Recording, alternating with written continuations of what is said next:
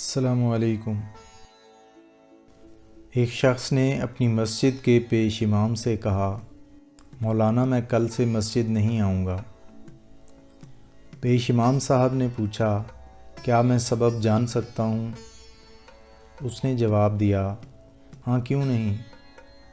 دراصل وجہ یہ ہے کہ میں جب بھی مسجد آتا ہوں تو دیکھتا ہوں کہ کوئی فون پہ بات کر رہا ہے تو کوئی دعا پڑھتے وقت بھی اپنے میسیجز دیکھ رہا ہے، کہیں کونے میں غیبت ہو رہی ہے تو کوئی محلے کی خبروں پر تبصرہ کر رہا ہے۔ پیش امام صاحب نے وجہ سننے کے بعد کہا، اگر ہو سکے تو مسجد نہ آنے کا اپنا آخری فیصلہ کرنے سے پہلے ایک عمل کر لیجئے۔ اس نے کہا، میں تیار ہوں، بتائیں کیا کرنا ہے۔ مولانا مسجد سے متصل اپنے حجرے میں گئے اور ایک گلاس پانی لے کر آئے اور اس شخص سے کہا، یہ گلاس ہاتھ میں لیں اور مسجد کے اندرونی حصہ کے 2 چکر لگائیں، مگر دھیان رہے پانی چھلکنے نہ پائے۔ اس شخص نے کہا، قبلہ اس میں کون سی بڑی بات ہے، یہ تو میں انجام دے سکتا ہوں۔ اس نے گلاس لیا اور پوری احتیاط سے مسجد کے اندرونی حصے کے 2 چکر لگا ڈالے۔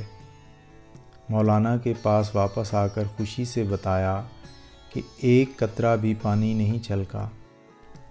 پیش امام صاحب نے کہا، یہ بتائیے، جس وقت آپ مسجد کے چکر لگا رہے تھے اس دوران مسجد میں کتنے لوگ فون پر باتیں یا غیبت یا محلے کی خبروں پر تبصرہ کر رہے تھے؟ اس نے کہا، قبلہ میرا سارا دھیان اس پر تھا کہ پانی چھلکنے نہ پائے، میں نے لوگوں پر توجہ ہی نہیں دی۔ پیش امام صاحب نے کہا، جب آپ مسجد آتے ہیں تو اپنا سارا دھیان اللہ کی سمت رکھیں۔ جب آپ خالص اللہ کے لیے مسجد میں آئیں گے تو آپ کو خبر ہی نہ ہوگی کہ کون کیا کر رہا ہے۔ اللہ سے ہمارا رابطہ ہمارے اپنے اعمال کی بنا پر مضبوط ہوتا ہے، دوسروں کے اعمال کی بنیاد پر نہیں۔ اللہ ہم سب کو سمجھنے اور عمل کرنے کی توفیق عطا فرمائے، آمین۔